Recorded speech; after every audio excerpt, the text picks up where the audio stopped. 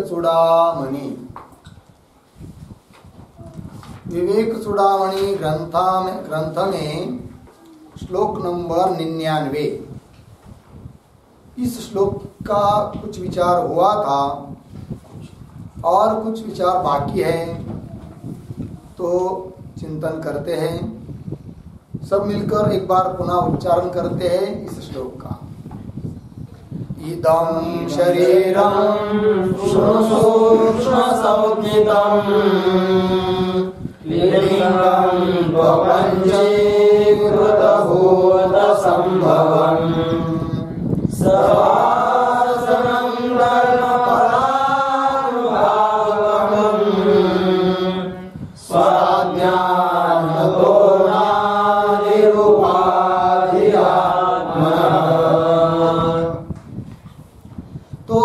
आत्मा क्या है, अनात्मा क्या है, इस प्रकार के जब प्रश्न किए थे पूर्व पक्षी ने अर्थात शिष्य ने गुरु के प्रति 7 प्रश्न किए थे। तो उसमें आत्मा क्या है, अनात्मा क्या है, ये 2 प्रश्न थे 7 के अंतर्गत। उसमें अनात्मा क्या है इसका विचार चल रहा है। तो अनात्मा के अंतर्गत स्थूल शरीर बताया, स्थूल शरीर के बाद सूक्ष्म शरीर बताना शुरू कर दिया। अब सूक्ष्म शरीर का भी वर्णन हो गया। श्लोक पीछे से मतलब 94, 95, 96 और 97, 98 इन श्लोकों में सूक्ष्म शरीर के जितने घटक हैं, जितने भाग हैं, जितने पार्ट हैं, उनका विचार हुआ। उसके बाद वो सूक्ष्म शरीर पुनः कैसा है और उसके बारे में बताने के लिए इस श्लोक को आरंभ किया था। तो बता दिया कि ये जो शरीर है सूक्ष्म शरीर, इसका सूक्ष्म ये नाम है सूक्ष्म शरीर क्यों, तो उसके लिए कारण बताया था। ये अपंचीकृत पंचमहाभूतों से बना हुआ है।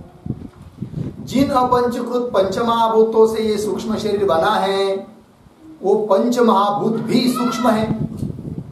तो सूक्ष्म भूतों से बना हुआ है, इसीलिए ये शरीर भी क्या है, सूक्ष्म शरीर है, सूक्ष्म इसके नाम है। ठीक है जी। अब पुनः प्रश्न कोई कर सकता है कि भाई सूक्ष्म भूतों से इसकी लिंग शरीर की उत्पत्ति हुई है, इसलिए इसको कह दिया सूक्ष्म शरीर।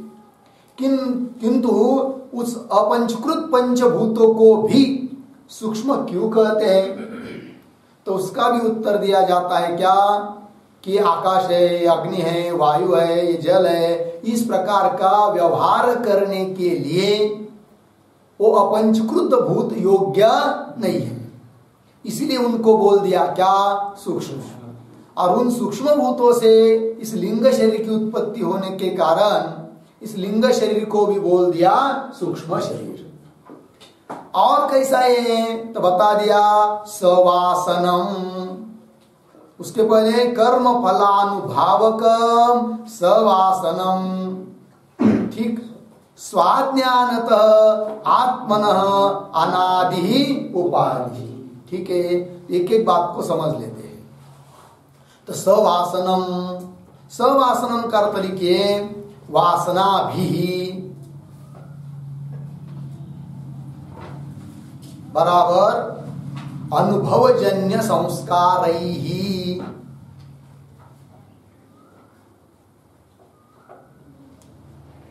अनुभवजन्य संस्कारैहि सह वर्तते,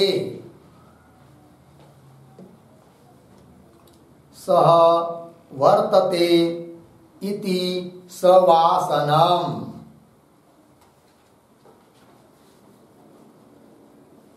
इति सवासना। ठीक है जी।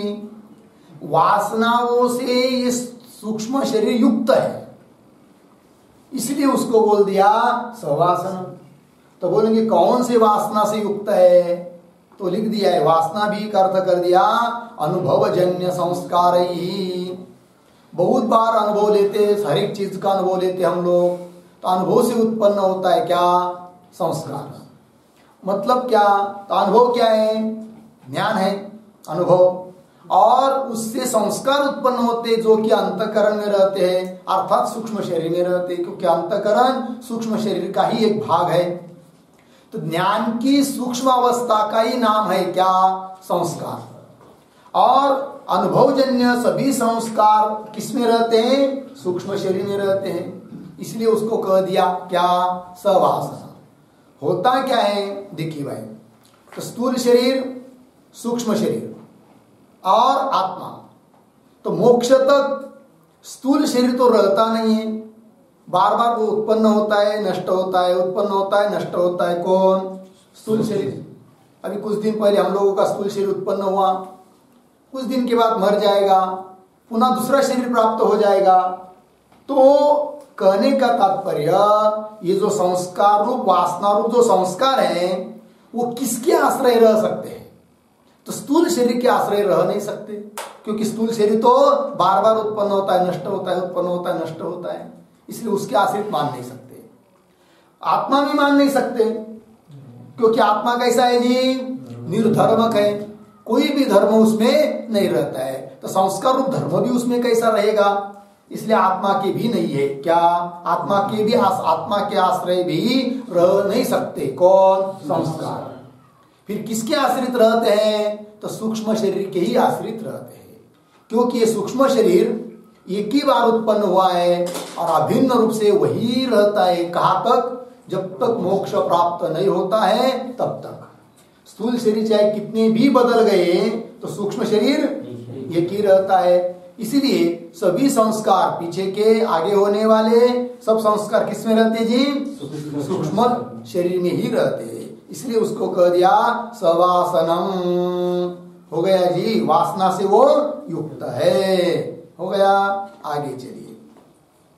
और उसके पहले कर्म फलानुभावकम ये भी कहा है, इसका अर्थ लिखिए, भोग हेतुत्वम अपि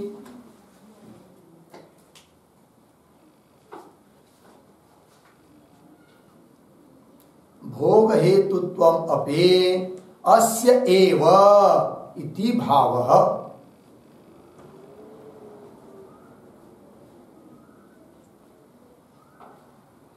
भोग हेतुत्वम अपि अस्य एव इति भावः। पूर्ण विराम। कर्मणः पुण्यस्य पापस्य च, कर्मणः पुण्यस्य पापस्य च क्रमेण फले ये सुख दुखे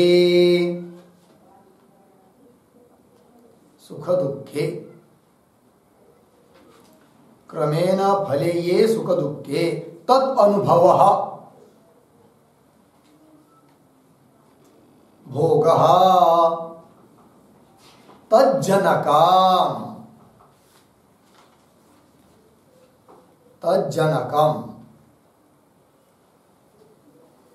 ठीक, चलिए देखिए भाई, भोग हेतुत्वमपि अस्य एव, मतलब कर्म शब्द क्या है श्लोक में? कर्म फलानुभावकम, कर्म फलों का अनुभव देने वाला। तो वही लिखा भोग हेतु। भोग का हेतु भी कौन है? लिंग शरीर है कि नहीं? इसीलिए कैसे? तो उसका विग्रह कर दिया, कर्मणः। कर्म शब्द से क्या लेंगे? पुण्यस्य पापस्य च। कर्म मतलब पुण्य और पाप, उसका जो फल, कौन फल है? सुख दुख। पुण्य का फल है सुख और पाप का फल है दुख। और तद अनुभव, उस सुख दुख का अनुभव, उनका अनुभव होना, सुख दुख का साक्षात्कार होना, सुख दुख का प्रत्यक्ष होना, यही क्या है जी? भोग है कि नहीं? और उस भोग का जनक है कौन? सूक्ष्म शरीर। इसलिए उसको कह दिया कर्म फलानुभावकम। कर्म जो धर्माधर्म, उसका फल जो सुख दुख, उसका अनुभावक, उसका भोग मतलब जिसको होता है, अनुभावक भोग हेतु कौन है? लिंग शरीर, ये बता दिया। अब देखिए, ये लिंग शरीर ही भोग का कारण है, ये नहीं रहेगा तो सुख दुख का साक्षात्कार हो नहीं सकता है। कैसे? तो स्पष्ट है, देखिए सुषुप्ति अवस्था में हम लोगों को फल भोग होता है क्या? सुख दुख का साक्षात्कार होता है क्या? नहीं होता है। क्यों?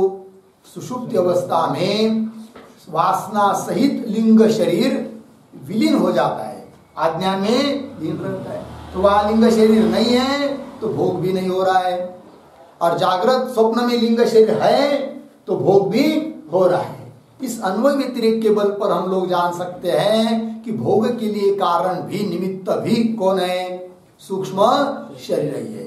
सूक्ष्म शरीर के अंतर्गत ही अंतःकरण है, बुद्धि है। और जबकि सुख दुख ही धर्म किसके माने गए हैं? अंतःकरण के ही है। इसलिए कह दिया भोग कर्म फलानुभावकम। लगा जी? चलिए आगे, स्वाज्ञानतः आत्मनः अनादि उपाधि। तो स्वाज्ञानतः इसका अर्थ लिखेंगे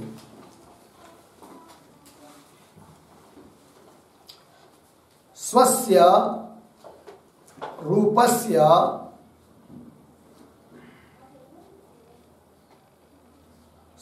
रूपस्य इदानीम अज्ञातत्वात्,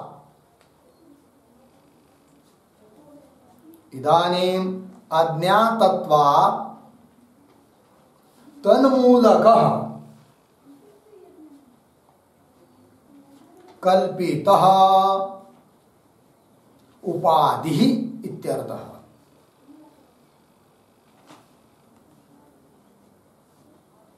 ठीक है, देखिए भाई अर्थ तो क्या है? स्वाज्ञानतः आत्मनः अनादि उपाधि। ये लिंग शरीर क्या है? आत्मा की उपाधि है। कब से है? अनादि उपाधि है। क्यों है? स्वाज्ञानतः। ठीक है, स्वाज्ञानतः का मतलब क्या? स्वस्य अर्थात स्वस्य रूपस्य, अपना जो वास्तव रूप है चैतन्य ब्रह्म, उस स्वरूप का अब हम लोगों को इस समय ज्ञान है क्या? नहीं है, अज्ञान है। और अज्ञान होने के कारण तन्मूलक, वो अज्ञान है मूल जिसका, है कि नहीं? ऐसा है कि नहीं? ऐसी है वो उपाधि। उपाधि का विशेषण है स्वाज्ञानतः उपाधि। अपने स्वस्वरूप का अज्ञान होने के कारण, उस अज्ञान के कारण ही क्या? ये कल्पित उपाधि। उपाधि कौन है? लिंग शरीर, सूक्ष्म शरीर, ये उपाधि है। ये उपाधि क्यों है? अपने स्वरूप का अज्ञान होने के कारण। ठीक है, और ये उपाधि कैसा है भाई? अनादि लिखा है। क्या लिखा है जी? अनादि। अब देखिए अनादि मतलब क्या? अब यहाँ पर शंका उपस्थित होना साहजिक है, क्या स्वाभाविक है कि लिंग शरीर तो उत्पन्न हुआ है किससे? अपंचीकृत पंच महाभूतों से, सूक्ष्म भूतों से। जब ये उत्पन्न हुआ है तो जो उत्पन्न होता है उसको अनादि कैसे कहेंगे? तो भी यहाँ पर उसको अनादि कैसा बोल दिया, ये प्रश्न है। तो उसका तात्पर्य यह है अनादि बोलने में कि स्थूल शरीर बार बार उत्पन्न होता है, बार बार नष्ट होता है, बार बार उत्पन्न होता है, बार बार नष्ट होता है। किंतु सूक्ष्म शरीर भले उत्पन्न हुआ हो किंतु एक ही बार उत्पन्न हुआ है और मोक्ष तक स्थायी है।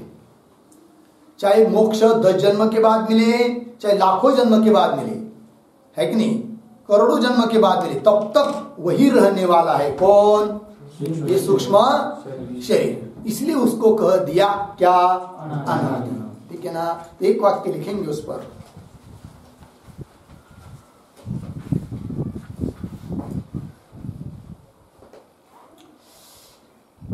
इदम लिंग शरीरम,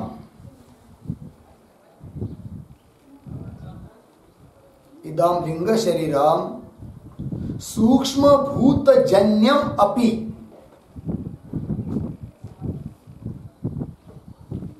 सूक्ष्म भूत जन्यम अपि महाप्रलयादो,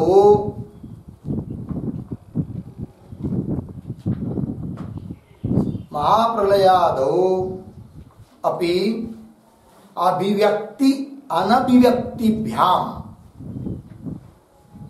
अभिव्यक्ति अनभिव्यक्तिभ्याम एकम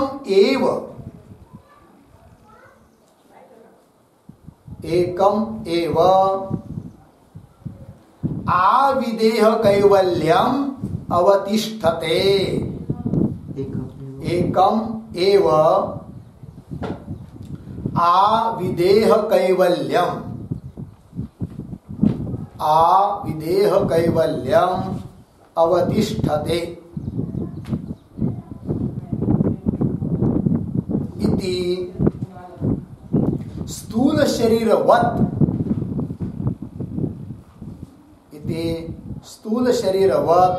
साधित्वं नास्ति।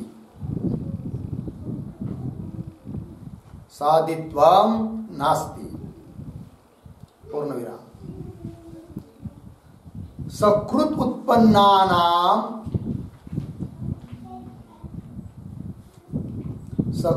उत्पन्नानाम अभिन्नानाम एव स्थितिः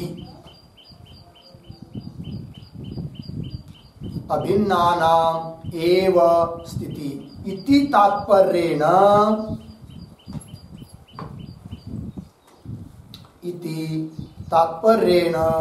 अनादित्वम्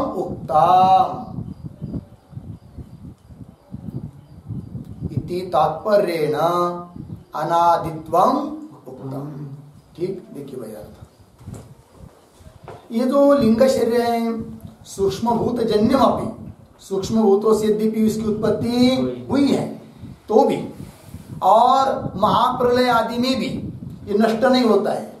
क्या होता है, केवल जब महाप्रलय आता है तो लीन हो जाता है अविद्या में, अनभिव्यक्त जिसको बोलते हैं।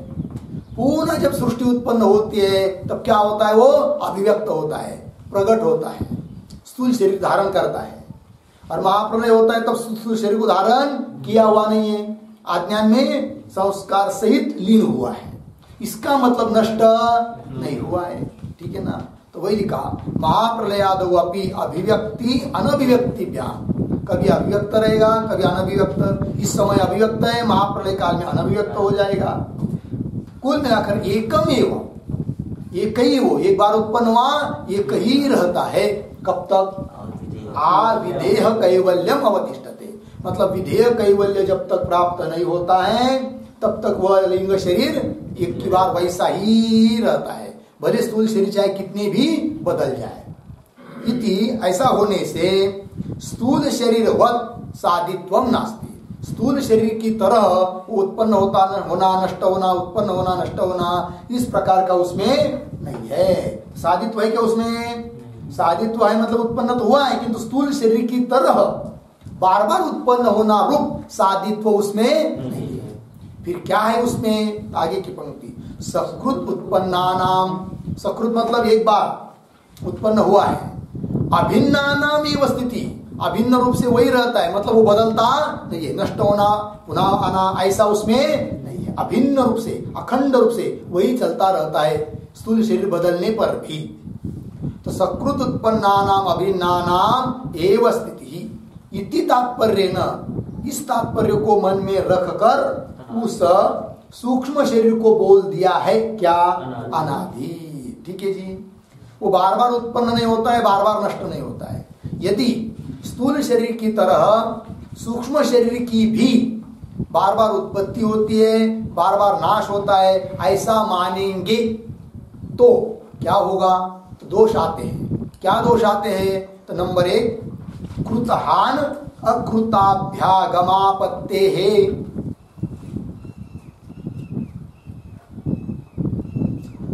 कृतहान अकृताभ्यागम आपत्ते है, ये दोष आता है। पहला, कृतहान अकृताभ्यागम आपत्ते है। ठीक, मतलब क्या? देखिए, समझ लीजिए इस जन्म में किसी ने बहुत सारे कर्म किए, करता ही आदमी शुभ अशुभ कर्म, और इस स्थूल शरीर का जैसा नाश होता है वैसा उसके साथ, स्थूल शरीर के साथ सूक्ष्म शरीर का भी नाश मानेंगे। तो तो क्या होगा, किया हुआ जो कर्म है, शुभ अशुभ कर्म, इसका फल तो मिलेगा नहीं फिर, क्योंकि जिसको फल भोगना था वो तो नष्ट हुआ। तो किए हुए जो कर्म है उसका फल भोग के बिना नाश मानना पड़ेगा। और यदि ऐसा होगा तो दुनिया में सब लोग क्या करेंगे, फिर सोचेंगे, मनमानी वर्तन करेंगे, क्योंकि क्या, कर्म का फल तो भोगना ही नहीं, एक बार मर गया समाप्त हो गया, क्या आगे कौन भोगने वाला है, सब गड़बड़ हो जाएगी, संसार ही रहेगा नहीं, संसार उद्ध्वस्त हो जाएगा। ठीक है ना जी, है कि नहीं? इसलिए कृत हानि दोष आया कब, सूक्ष्म शरीर का नाश मानते हैं तब। और एक दोष आता है क्या, अभ्युपगम, कृत हान अकृताभ्यागम। कौन सा, अकृताभ्यागम। अकृत अभ्यागम, अभ्यागम करते प्राप्ति, और किसकी, अकृत, जो किया नहीं है उसकी प्राप्ति। तो समझ लीजिए किसी का जन्म हो गया, तो एक ही आदमी को दो बच्चे हो गए, है कि नहीं, पहला हुआ अंधा और दूसरा हुआ अच्छा, समझ लीजिए, है कि नहीं। तो फिर वो कोई भी सोचेगा कि मेरे ही दो बच्चे हैं, उसमें एक अंधा है और एक अच्छा हुआ है, ऐसा क्यों?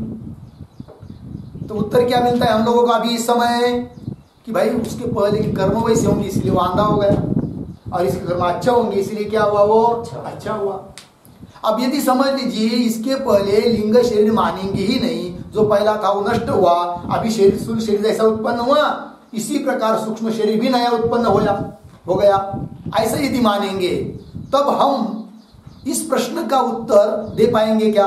कौन से प्रश्न का? एक अंधा क्यों, एक अच्छा क्यों? उत्तर नहीं दे पाएंगे। कोई बोलेगा पीछे के कर्म, पीछे के कर्म कैसे, अभी उत्पन्न हुआ है, स्थूल शरीर भी सूक्ष्म शरीर भी अभी अभी उत्पन्न हुआ है, तो कैसे पीछे के कर्म? मतलब न किए हुए कर्म की क्या होगी, प्राप्ति होगी, क्योंकि एक अंधा हुआ एक अच्छा हुआ। ये दोष आते हैं, समझ में आया कि नहीं? इस प्रकार के दोष न आवे, इसलिए सूक्ष्म शरीर कैसा माना है, अनादि, एक ही बार उत्पन्न हुआ है और बार बार उत्पन्न नष्ट होता नहीं। लगा जी, एक बात ये हो गई।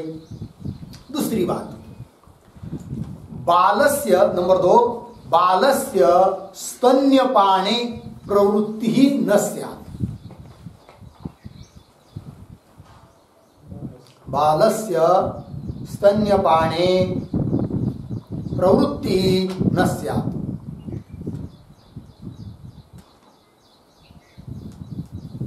ध्यान दीजिए, अब क्या होता है, बालक जन्म हुआ, अभी अभी जन्म हुआ है बालक,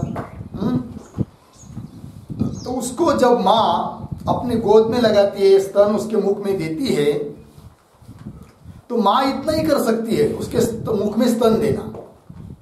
लेकिन इस प्रकार को उसको चूसो, तुमको दूध मिलेगा, तुम्हारा पेट भरेगा, ये उसको बताती है क्या माँ? नहीं बताती। फिर उसको भी क्या पता? यदि समझ लीजिए इस शरीर के पहले पिछले जन्म का ही लिंग शरीर नहीं मानेंगे, उसकी नई उत्पत्ति मानेंगे, तो इसका मतलब पहले का उसको कुछ तो अनुभव है ही नहीं है। अब उसको अनुभव है ही नहीं है तो क्यों चूसेगा, है कि नहीं? क्यों दूध पिएगा? क्योंकि उसको अनुभव ही नहीं है। किंतु वो सब केवल मुख में देने से तुरंत क्या दूध पीना चालू कर देता है। क्यों प्रवृत्ति हुई फिर इसकी? उसका उत्तर यही है कि इसने बहुत बार बार अनेक जन्मों में इस प्रकार का अनुभव किया है, इसीलिए वो दूध पी रहा है।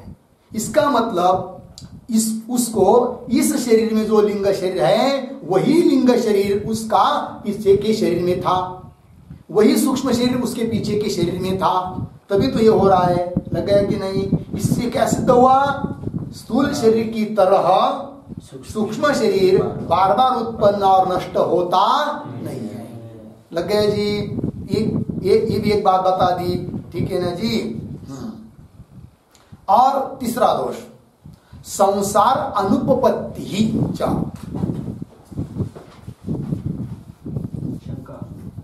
संसार अनुपपत्ति ही,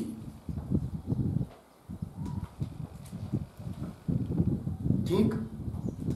ये तीसरा दोष कब? लिंग शरीर को बार बार उत्पन्न हुआ और नष्ट हुआ मानेंगे, क्योंकि संसार की उपपत्ति ही नहीं लगेगी, संगति ही नहीं लगेगी। सब क्या हो जाएगा?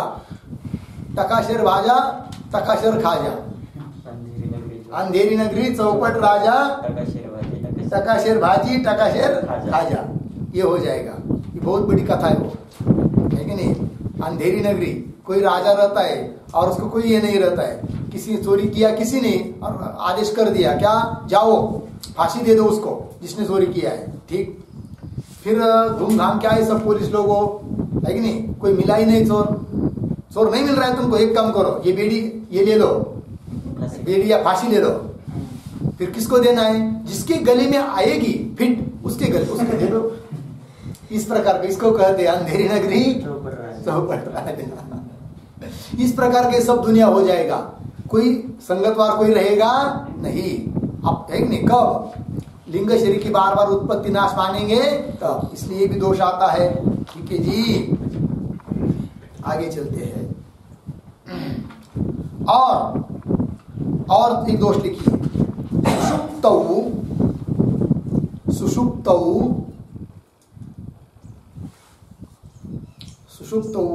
भोग स्मृत्यादि उत्पत्ति प्रसंगात्,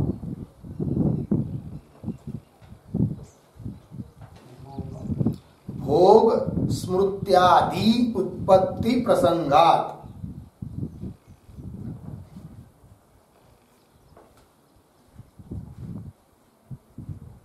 ठीक, देखिए भाई, अब लिंग शरीर सुषुप्ति अवस्था में नहीं दिखाई दे रहा है, इसका मतलब आपकी दृष्टि से क्या हो गया, वो नष्ट हुआ, है कि नहीं।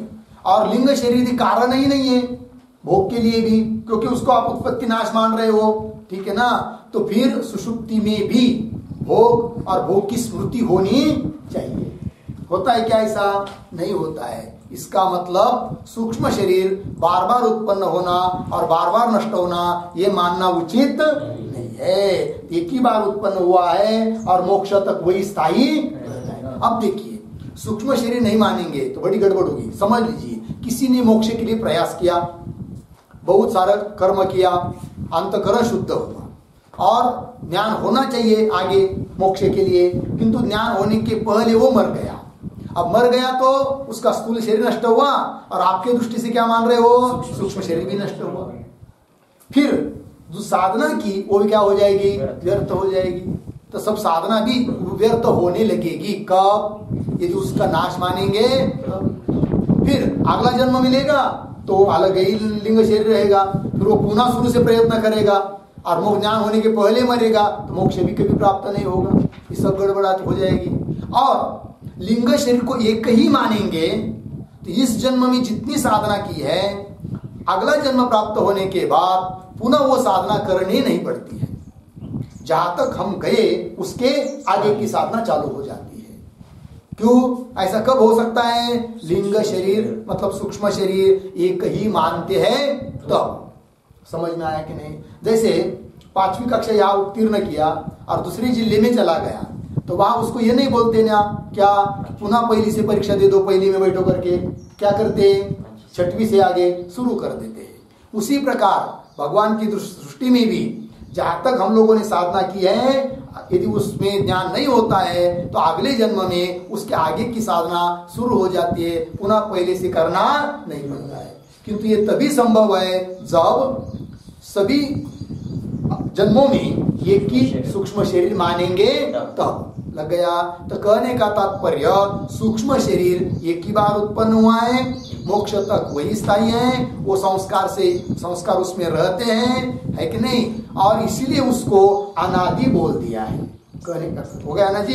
तो वही स्वाज्ञानतः आत्मनः अनादि उपाधि। आत्मा की वो क्या है? अनादिकाल से उपाधि है। ठीक है, चलिए आगे। ये हो गया सूक्ष्म शरीर के बारे में चर्चा। अब इसके आगे के श्लोक में पढ़ते हैं। देखिए, स्वप्नो भवत्यस्य विभक्त्यवस्था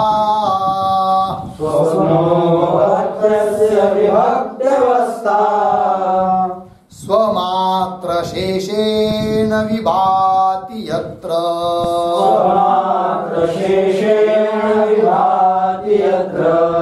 स्वप्ने तो बुद्धि स्वयमेव जाग्रत् स्वप्ने तु बुद्धिः स्वयमेव जाग्रत् कालीन नानाविध वासनाभिः कालीन नानाविध वासनाभिः कर्त्रादिभावं प्रतिपद्य राजते कर्त्रादिभावं प्रतिपद्य राजते यत्र स्वयं ज्योतिरयं परात्मा यत्र स्वयं ज्योतिरयं परात्मा स्वप्नो भवत्यस्य विभाव्यवस्था स्वमात्रशेषेण विभाति यत्र स्वप्ने तु बुद्धिः स्वयमेव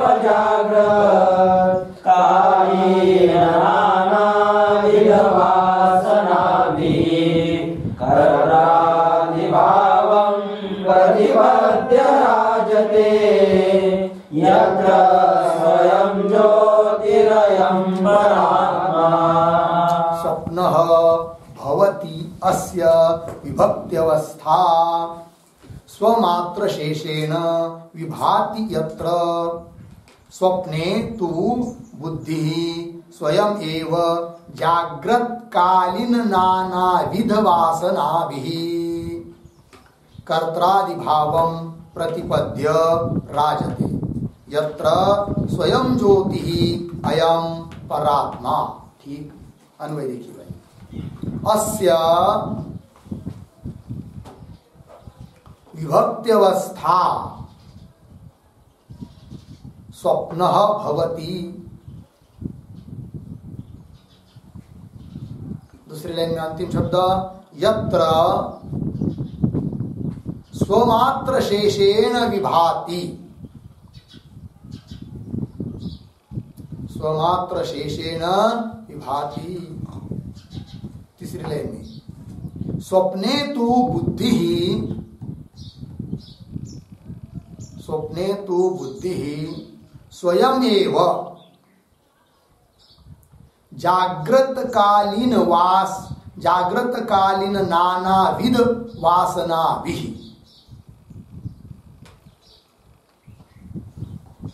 हो गया इतना। कर्त्रादिभावं प्रतिपद्य राजते। अंतिम की लाइन जाएंगे यत्र अयं परात्मा स्वयं ज्योति। ठीक, चलिए भाई। तो इस सूक्ष्म शरीर की अवस्था विशेष को बता रहे हैं। मतलब क्या, देखिए पहले भाव बता देते हैं फिर पंक्ति शब्दशः पढ़ेंगे। ठीक है, तो ये बात है कि स्थूल शरीर की पीछे एक विशेष अवस्था बताई थी। कौन अवस्था स्थूल शरीर की? जागृत अवस्था। तीन अवस्था होती है, जागृत, स्वप्न, सुषुप्ति। तो जागृत अवस्था में स्थूल शरीर को प्राधान्य है, इसलिए उसकी अवस्था कह दी कौन सी? जागृत अवस्था। दूसरी बात, स्वप्न अवस्था में और सुषुप्ति अवस्था में स्थूल शरीर रहता भी नहीं है, क्योंकि उसका अभिमान नहीं है, तो वो कैसा मानेंगे उसको? रहता नहीं मतलब मर जाता, ये बात नहीं। उसका जब अभिमान है तब तो है, अभिमान नहीं है, तादात्म्य नहीं है उसके साथ, तो नहीं है। तो जागृत अवस्था में ही केवल तादात्म्य है, किसके साथ? स्थूल शरीर के साथ। अन्य दो अवस्था में स्थूल शरीर के साथ तादात्म्य। इसका मतलब स्थूल शरीर की अवस्था का कौन सी? जागृत अवस्था। ठीक है, उस प्रकार सूक्ष्म शरीर की अवस्था कौन सी? ये प्रश्न। तो यद्यपि जागृत अवस्था में स्थूल शरीर भी है, सूक्ष्म शरीर भी है, कारण शरीर भी है, किंतु स्थूल शरीर सूक्ष्म शरीर दोनों तीनों भी है, इसलिए सूक्ष्म शरीर की विशेष अवस्था जागृत है ये बोल नहीं सकते। वो तो साधारण अवस्था हो गई, क्योंकि इस अवस्था में क्या हो गए? सभी है। तो भी स्थूल शरीर का अभिमान अन्य दो अवस्था में नहीं होता है, जागृत अवस्था में ही होता है। इसीलिए जागृत अवस्था कह दी किसकी? स्थूल शरीर की। ठीक है ना। अब जागृत अवस्था में सूक्ष्म शरीर होने पर भी उसकी वो विशेष अवस्था नहीं है। फिर उसकी विशेष अवस्था कौन सी है? स्वप्न अवस्था है, ठीक है ना। क्योंकि होता क्या है, स्वप्न अवस्था में स्थूल शरीर का तो अभिमान है ही नहीं, है कि नहीं, और है कौन फिर? सूक्ष्म ही शरीर है। और जब हम लोगों को स्वप्न होता है, स्वप्न पड़ता है, तब वो कहाँ पड़ता है, क्या क्या होता है वहां पर? तो कंठ में एक नाड़ी है जिसका नाम है हिता नामक नाड़ी, ठीक है। वो नाड़ी में स्वप्न पड़ता है। कब? उस नाड़ी में जब मन संचरण करता है तब उस समय क्या पड़ता है? स्वप्न पड़ता है। तो वहां पर मन मतलब सूक्ष्म शरीर है, ठीक है ना। अब उस सूक्ष्म शरीर के जो चक्षुरादि इंद्रिय, उनके गोलक जो है वो तो स्थिर है कि नहीं, लेकिन नया ही वहां पर क्या हो जाता है, वो सूक्ष्म शरीर नया नया धारण करता है दृश्य पदार्थों को, है कि नहीं। वो बुद्धि लीजिए, मन लीजिए, चाहे अंतःकरण उसको बोलिए, वो क्या करता है, पहाड़ वही वही बनता है, पर्वत ही वही बनता है कि नहीं, और उसको देखता है, उसका अभिमान धारण करता है, ठीक। और उस अवस्था में उस सूक्ष्म शरीर के माध्यम से आत्मा ही प्रकाशता है कि नहीं। क्योंकि सूक्ष्म शरीर तो वैसा देखा जाए तो कैसा है, जड़ है, उसमें तो वो सामर्थ्य है ही नहीं है देखने का, सुनने का, ये सब करने का। लेकिन उस सूक्ष्म शरीर के माध्यम से आत्मा ही प्रकट होता है, कहां पर? स्वप्न अवस्था में। तो कहने का भाव सूक्ष्म शरीर की अवस्था है कौन सी? स्वप्न अवस्था, ठीक है। देखिए उनकी अस्य शब्द का अर्थ लिखिए सूक्ष्म शरीरस्य।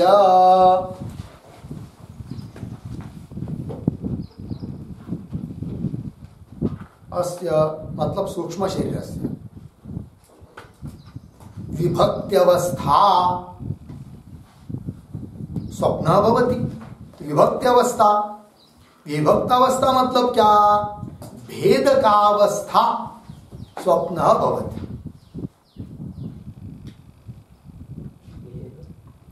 भेद का अवस्था, भेद का अवस्था स्वप्न भवति, पूर्ण विराम। अभिव्यक्ति अवस्था स्वप्न इत्यर्थः।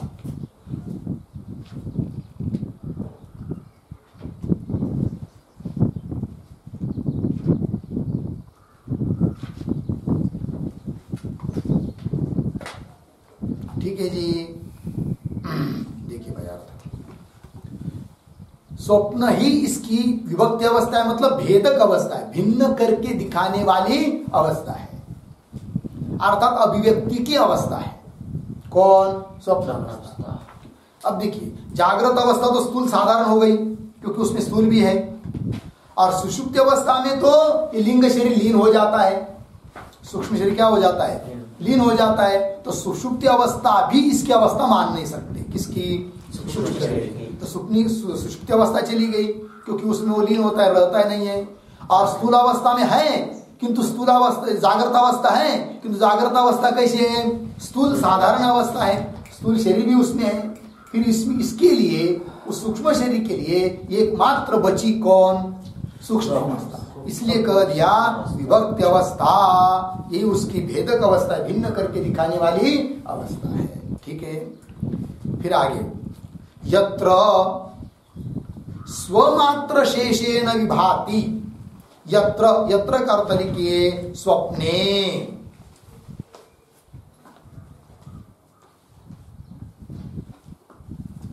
स्वप्ने, स्वप्न अवस्था में स्वमात्र शेषेण, स्वमात्र शेष बराबर स्थूलाभिमानम परित्यज्य,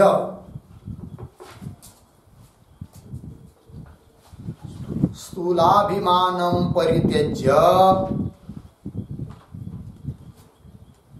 सूक्ष्म शरीर मात्र विषयकेन,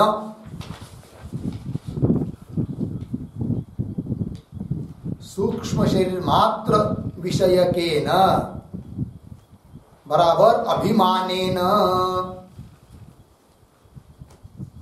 अभिमानेन विभाति, विभाति बराबर प्रकाशते, आत्मा इति शेषः, आत्मा इति शेषः। ठीक, देखिए भाई अर्थ। यत्र नाम स्वप्ने, स्वप्नावस्था में स्वमात्र शेषेण विभाति, विभाति का अर्थ कर दिया क्या? प्रकाशते, प्रकाशित होता है, प्रकट होता है कि नहीं? यत्र स्वप्नावस्था में प्रकट होता है, प्रकाशित होता है कौन? आत्मा। कैसे? स्वमात्र शेषेण, स्वमात्र शेषेण मतलब क्या अर्थ कर दिया? स्थूलाभिमानम परित्यज्य, स्थूल का अभिमान छोड़कर केवल सूक्ष्म शरीर मात्र विषय के न, केवल सूक्ष्म शरीर को ही विषय बनाकर उसका अभिमान धारण करके अभिव्यक्त होता है, प्रकट होता है, प्रकाशित होता है कौन? आत्मा, है कि नहीं? यत्र स्वमात्र शेषेण विभाति, आत्मा केवल सूक्ष्म शरीर का आधार लेकर उसको विषय बनाकर उसका अभिमान धारण करके अभिव्यक्त होता है, प्रकट होता है, क्योंकि उस समय स्थूल शरीर का अभिमान रहता भी नहीं है। ये बात हुई। तो और स्पष्ट कर रहे आगे, देखिए। स्वप्ने तू, है कि नहीं? बुद्धि ही, बुद्धि का मतलब अंतःकरणम। स्वप्ने तू, स्वप्न में तो, स्वप्न में मतलब स्वप्नावस्थायाम, स्वप्ने तू बुद्धि, बुद्धि मतलब अंतःकरण, स्वयं एव, स्वयं एव जागृत कालीन नानाविध वासना भी कर्त्रादि भावम प्रतिपद्य राजते। मिला पंक्ति? राजते, राजते करते प्रकाशते। कौन राजते? नहीं, कर्ता कौन है? बुद्धि ही। कुत्र? स्वप्ने, स्वप्न में बुद्धि ही राजते, है कि नहीं? प्रकाशते, है कि नहीं? कैसे? स्वयं एव, स्वयं एव का अर्थ लिखिए कारकांतर निरपेक्षम एव, कारकांतर निरपेक्षम एव।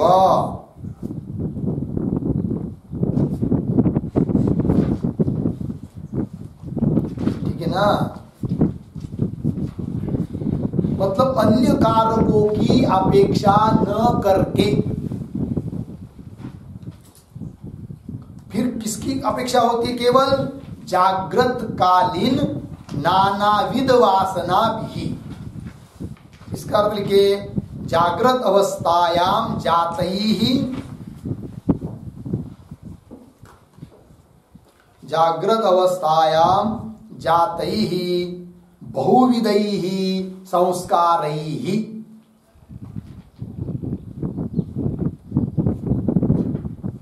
जागृत अवस्थायाम जातैहि बहुविधैहि संस्कारैहि।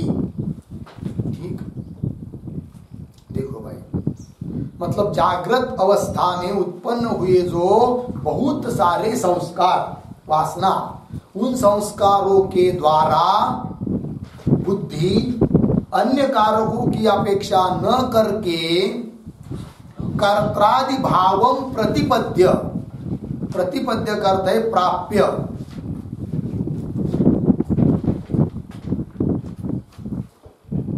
प्राप्य कर्त्रादि भाव को प्राप्त होकर राजते। तो कर्त्रादि, आदि शब्द से क्या लेंगे? तो लिख सकते हैं कर्तृत्वम, कर्तृत्वम, कर्मत्वम, कर्मत्वम, क्रियात्वम, करणत्वम, अधिकरणत्वं सकल क्रियाकारक भावम इति यावत्। सकल क्रियाकारक भावम इति यावत्।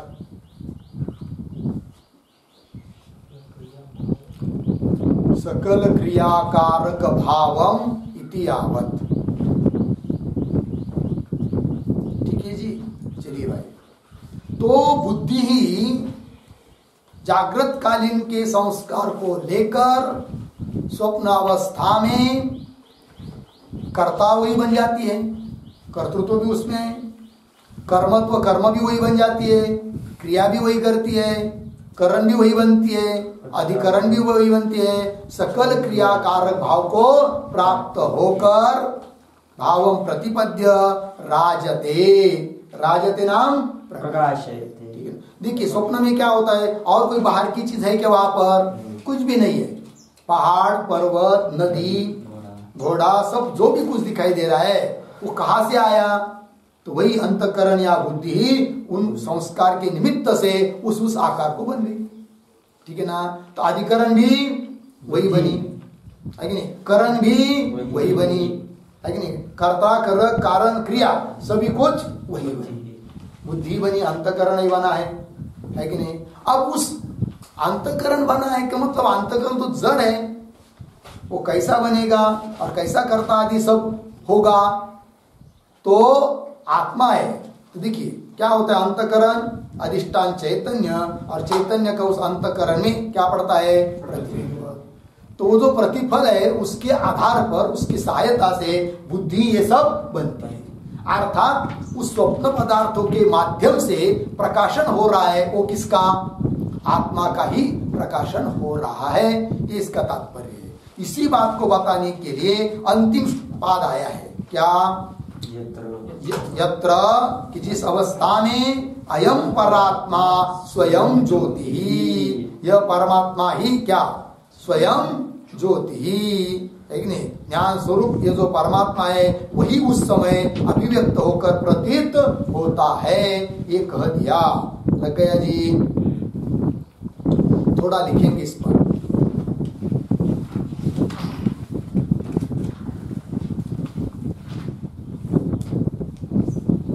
स्वप्ने बुद्धि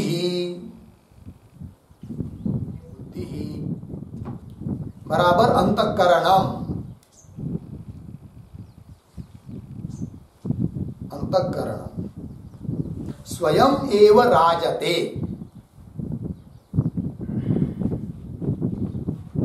स्वयं एव राजते बराबर प्रकाशते, प्रकाशते इति उक्तम। अर्धविराम। तत्र जडस्य अंतःकरणस्य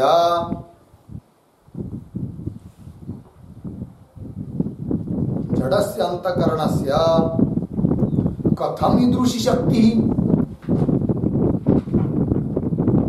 कथम ईदृशी शक्ति? प्रश्न चिन्ह।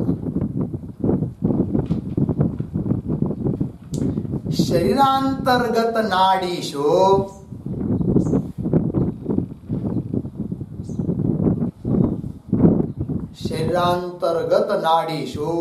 हिताभिधानासु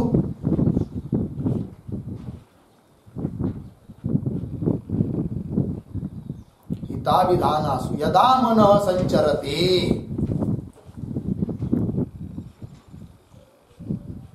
यदा मनः संचरति तदा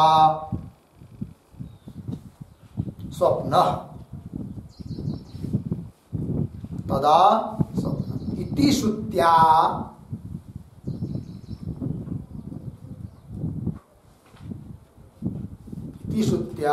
प्रतीतेः।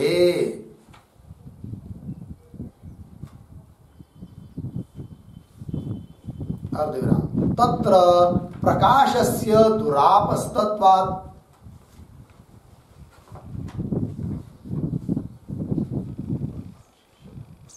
तत्र प्रकाशस्य दुरापस्तत्वात् इति चेत्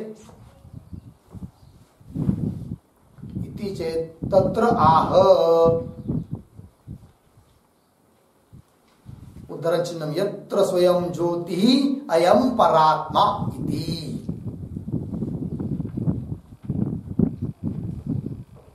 यत्र स्वयं ज्योतिः अयं परात्मा इति उद्धरणचिह्न बंद। आगे पुनः न तत्र सूर्यो भाति,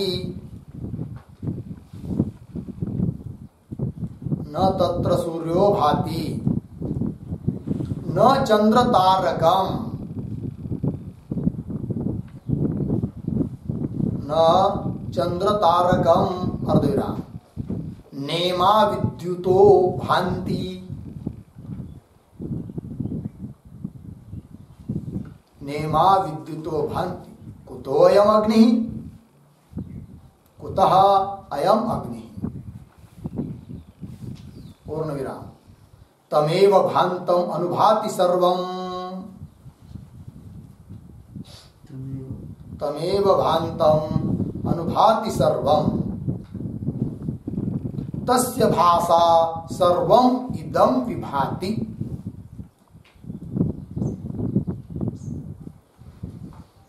तस्य भासा सर्वम इदम विभाति। हो गया, ये श्रुति है, हो गया पूरा। इति अर्धविराम। आगे पुनः यदादित्यगतम तेजो 15.12 श्लोक बाद में पूरा लिख लीजिए। यदादित्यगतम तेजो जगत भासयते किलम यच्चंद्रमसि यच्चाग्नौ तत्तेजो विद्धिमामकम 15.12। इति श्रुति स्मृतिभ्याम,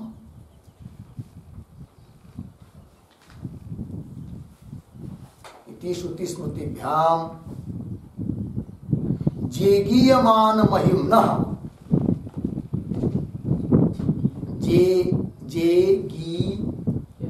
जेगीयमान महिम्नः पराप्रकाशस्य पर अप्रकाशस्य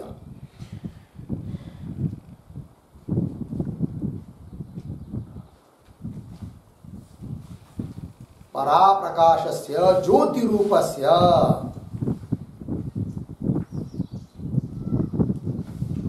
चैतन्य ज्योतिषः परमात्मनः, चैतन्य ज्योतिषः परमात्मनः संबंधात्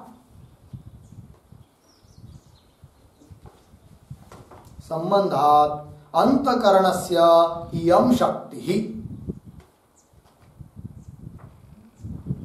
अंतकरणस्य इयं शक्तिः जागृत कालिक वासना सहकृतस्य। हो गया, जागृत कालिक वासना सहकृतस्य।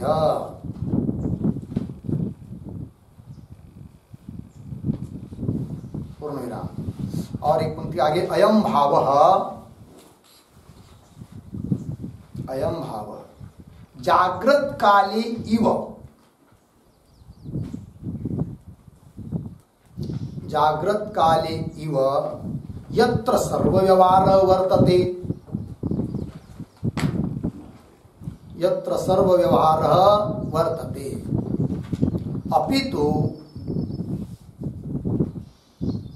अपितु बाह्य ज्योतिंषि, बाह्य ज्योतिंषि न सन्ति, बाह्य ज्योतिंषे न सन्ति। पूर्णविराम। स्थूल शरीरम नास्ति, स्थूल शरीरम नास्ति अर्धविराम। बाह्यकरणानां च, बाह्यकरणानां च उपरत व्यापारत्वम्, उपरत व्यापारत्वम् तदा मनः एकम एव, तदा मनः एकम एव आत्मज्योतिः, आत्मज्योतिः प्रतिफलन महिम्ना, प्रतिफलन महिम्ना जाग्रत वासना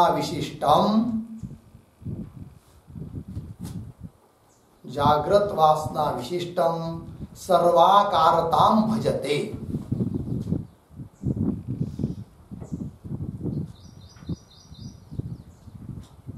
सर्वाकारताम भजते इति विविक्ते तस्मिन् काले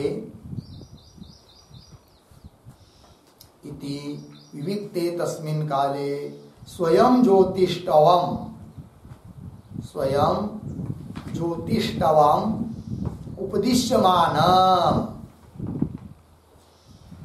उपदिश्यमानम् सुग्रहं भवति इत्यभिप्रायेण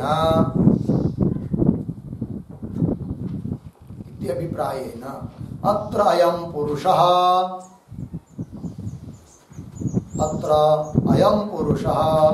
स्वयं ज्योतिः इति इत्यभिप्रायेण अयं पुरुषः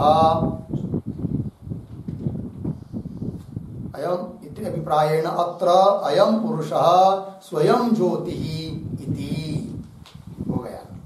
देखिए भैया, आत्मा स्वयं प्रकाशित है, ज्ञान स्वरूप है, इस बात को समझाने के लिए सुलभ हो जाता है स्वप्न अवस्था को लेकर। समझ में आया जी?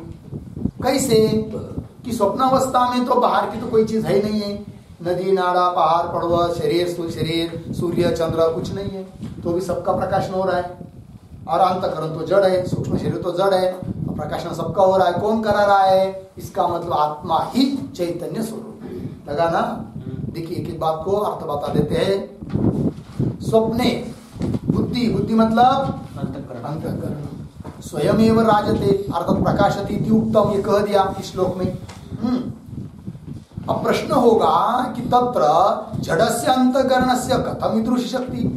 अंतःकरण तो जड़ है, कैसी उसमें ये शक्ति आ जाती है कि सब स्वयं ही प्रकाशित हो जाता है करके, है कि नहीं? आगे शरीरांतर्गत नाड़ीषु स्वप्न कब होता है? शरीर के अंतर्गत एक नाड़ी है कंठ में, जिसका नाम है हिता नामक नाड़ी। हिता विधानासु शरीरांतर्गत नाड़ीषु यदा मन संचरित, जब मन चला जाता है, तदा स्वप्न, तब क्या होता है? ये स्वप्न होता है। इति श्रुत्या प्रतीते, ऐसा श्रुति बताती है। तत्र प्रकाशस्य दुरापस्तत्वात्, वहां पर प्रकाश देने वाला और कोई चीज है ही नहीं है, न वहां पर सूर्य है, न चंद्र है, न लाइट लगा हुआ है, कुछ नहीं है। तो भी स्वप्न में हमको ऐसा लगता है कि बहुत अंधेरा हुआ करके, नहीं, सब ऐसा स्पष्ट सब दिखाई देता है कि सूर्य उदित हुआ है, उधर गौ जा रही है, उधर ही आ रहा है, बोल रहा है कि नहीं? इस प्रकार तत्र प्रकाशस्य दुरापस्तत्वात्, है कि नहीं? इति चेत तत्र आह, वहां पर दूसरा कोई प्रकाश तो नहीं है, किंतु प्रकाश है। कौन है? यत्र स्वयं ज्योति अयम परात्मा, स्वयं ज्योति जो परमात्मा है ना, वही वहां पर प्रकाश है कि नहीं? आगे न तत्र सूर्यो भाति, तत्र उस स्वप्नावस्था में सूर्य प्रकाशित नहीं हो रहा है। अब देखिए उसी बात को इस जागृत अवस्था में समझाना बहुत कठिन है। यदि कह देंगे कि जागृत अवस्था में भी सूर्य कोई प्रकाशित नहीं है, चंद्र कुछ प्रकाशित नहीं है, कुछ लाइट नहीं है, कुछ नहीं है, ये सब आत्मा का ही प्रकाश है, तो किसी को समझ में नहीं आएगा। लोग सीधा बोलेंगे कैसा नहीं, लाइट बाकी का प्रकाश दिखाई दे रहा है, सूर्य चमक रहा है, चंद्र चमक रहा है करके, है कि नहीं? किंतु जब हम स्वप्न अवस्था में ले जाएंगे और बताएंगे देखो स्वप्न दिखाई दे रहा है, वहां पर सूर्य है क्या? वस्तुतः नहीं, किंतु सूर्य दिखता है कि नहीं? प्रकाश है क्या? नहीं, प्रकाश दिखता है कि नहीं? कहां से आया? तो वहां पर और कोई प्रकाश नहीं है, एक ही आत्मा प्रकाश है। उसी प्रकार ये जो दुनिया में हम लोग जागृत में जी रहे ना, यहाँ पर भी वैसा ही है, कोई बाहर का प्रकाश है ही नहीं है, सब प्रकाशित हो रहा है। किससे? उस आत्मा प्रकाश से सब कुछ प्रकाशित हो रहा है, चाहे वो सूर्य हो, चंद्र हो, लाइट तारे हो, ये सब किससे प्रकाशित है? आत्मा प्रकाश से ही प्रकाशित है। किंतु एकदम जागृत का ही ये बताएंगे तो किसी को समझ में नहीं आता है, इसलिए स्वप्नों को लेकर बताती है श्रुति। ठीक, देखिए न तत्र सूर्यवाती, उसमें सूर्य, वहां पर सूर्य भी प्रकाशित नहीं हो रहा है, न चंद्र तारकम, चंद्र भी नहीं है, ताराएं भी नहीं है, न इमा विद्युत भांति, विद्युत भी वहां पर नहीं है कि नहीं? कुतोयम अग्नि, अग्नि कहां से वहां रहेगा प्रकाशन करने के लिए? अग्नि भी नहीं है। यदि रहेगा तो जल जाता शरीर। गीता नामक नाड़ी कब से जल जाती पता भी नहीं चलती, क्योंकि उसकी कितनी जाड़ी है पता है? हाँ, एक केस लेंगे हम लोगों का बाल का, सिर का एक केस लेंगे, बाल लेंगे एक केस बोलते उसको, और उसको एक केस के 100 टुकड़े करेंगे, 100 नहीं 1000। कितने टुकड़े करेंगे? वो भी आड़े नहीं हुए, एक केस के खड़े खड़े हुए 1000 टुकड़ा करेंगे, विभाग करेंगे, तो जो जाड़ी रहेगी ना उतनी जाड़ी है किसकी? सीता नामक नाड़ी की। ठीक है जी। वहां पर यदि मन जाता है, वहां जब मन जाता है तब क्या स्वप्न पदार्थ दिखाई देते। तो वहां कहां से सूर्य, कहां से अग्नि, और अग्नि वहां रहता तो जल जाती। समझ में आया कि नहीं? चलिए, तमेव भांतम अनुभाति सर्वम तस्य भाषा सर्वमिदं विभाति। वही ये मात्र प्रकाशमान कौन है? आत्म तत्व ही है। उस प्रकाश का ही अनुसरण सब कुछ करते हैं। तमेव भांतम, भांतम तमेव भांतम सर्वम अनुभाति, सब उसका ही अनुसरण कर रहे हैं। तस्य भाषा सर्वमिदं विभाति, उससे प्रकाश ही सब कुछ प्रकाशित हो रहा है। स्वप्न में होता है कि नहीं? आत्मा ही केवल क्या है? प्रकाश स्वरूप है, ज्ञान स्वरूप है। पुनः भगवान भी कहते गीता में, यदादित्यगतम तेजो जगत भासयते खिलम यच्चंद्रमसि यच्चाग्नो तत्तेजो विद्युमानकम्। आदित्य में जो तेज है कि जिसके कारण सब जगत भाषित हो रहा है, प्रकाशित हो रहा है, वो आदित्य का तेज भी किसका तेज है? मेरा ही तेज है। चंद्र में जो तेज है, अग्नि में जो तेज है, वो सब तेज किसका है? मेरा ही है। कौन कर रहे? भगवान। मतलब एकमात्र ज्ञान स्वरूप प्रकाश स्वरूप कौन है? आत्मा ही है। ऐसा इति श्रुति स्मृतिभ्याम जेगीयमान महिम्नः, गाया है महिमा जिसकी, ऐसा कौन है? परमात्मा। ठीक है ना जी। जेगीयमान महिम्नः, कौन वो? पर अप्रकाशस्य, जो और किसी से प्रकाशित नहीं होता है। कौन? ज्योतिरूपस्य, अर्थात चैतन्य ज्योतिषः, ज्योति रूप चैतन्य ज्योतिषः परमात्मनः, चैतन्य ज्योति रूप जो परमात्मा है, कि जिसकी महिमा श्रुति ने गाई है, स्मृति ने गाई है, जो और किसी से प्रकाशित नहीं होता है। ऐसा जो स्वयं ज्योति रूप परमात्मा, उसके संबंधात, लेकिन उसके संबंध से है कि नहीं? संबंधात अंतकरण से यम शक्ति, अंतकरण में वो शक्ति आती है। कुल मिलाकर क्या हुआ? अंतकरण को लेकर अर्थात सूक्ष्म शरीर को लेकर आत्मा का ही वो सब प्रकाश है। कहां पर? स्वप्न में। इसी बात को बताने के लिए इस श्लोक में अंतिम पाद आया है, यत्र स्वयं ज्योति अयम परात्मा। ठीक है, भाव लिख दिया है आपको, जागृत काले इव, जागृत अवस्था की तरह ही यत्र सर्व व्यवहार वर्तते, सब व्यवहार जैसे जागृत में हो रहा है वैसे सब व्यवहार दिखता है कि नहीं? कहां पर? स्वप्न में। जागृत काले इव यत्र सर्व व्यवहार वर्तते अपितु परंतु बाह्य ज्योतिषु ज्योतिषी न संति। बाह्य ज्योतिष मतलब कौन? सूर्य, चंद्र, विद्युत, ये बाहर के कोई भी वहां पर नहीं है। न संति। स्थूल शरीर नास्ति, स्थूल शरीर भी वहां पर नहीं है। जागृत का स्थूल शरीर भी स्वप्नावस्था में नहीं है। स्वप्नावस्था में जो स्थूल शरीर दिखाई दे रहा है वो क्या है? नया ही वासनात्मक स्थूल शरीर है। ये स्थूल शरीर वहां पर नहीं है। स्थूल शरीरम नास्ति। बाह्य करणानाम च उपरत व्यापारत्वम, और बाह्य करण मतलब ये जो हम लोगों के हाथ, पैर, कान, नाक, ये जो इंद्रिय ये क्या हुए? उपरत हुए है। बाह्य करण इंद्रिय सब क्या हुए हैं? उपरत हुए है, निवृत्त हुए है, लीन हो चुके हैं। तो बाह्य करणानाम च उपरत व्यापारत्वम, तदा ऐसी अवस्था में, ऐसी स्थिति में मनः एकम एवं आत्मज्योति प्रतिफलन महिम्ना, एक मन ही केवल अकेला क्या होता है? वहां पर रहता है, वही सब वस्तु का आकार धारण करता है, किंतु वो तो जड़ है, कैसा करेगा? लिखा है आत्मज्योति प्रतिफलन महिम्ना। आत्म चैतन्य का प्रतिबिंब हुआ है किसमें? उस अंतकरण में, मन में। उसके महिमा से, उसके संबंध बनाकर क्या होता है? मन ही सब कुछ बन जाता है, किंतु किसके आधार पर? आत्मज्योति के आधार पर। आत्मज्योति प्रतिफलन महिम्ना जागृत वासना विशिष्ट। हाँ, जागृत अवस्था की वासना तो है उसमें, संस्कार तो है किसने? मन में। जागृत वासना विशिष्टम सर्वाकारताम भजते, सभी आकार को प्राप्त हो जाता है। सर्वाकारताम भजते, कह भजते? मन भजते, यानी मन ही सभी आकार को प्राप्त होता है। कैसा मन? कि जिसमें जागृत कालीन वासना है। और कैसा मन? आत्म ज्योति प्रतिफलन महिमा, उस महिमा से, उसके माध्यम से, क्या है कि नहीं, मन ही सभी पदार्थों को प्राप्त हो जाता है, सभी पदार्थ का आकार धारण करता है। इति विविक्ते तस्मिन् काले, है कि नहीं, स्वयं ज्योतिष्टवम उपदिश्यमानम सुग्रहम।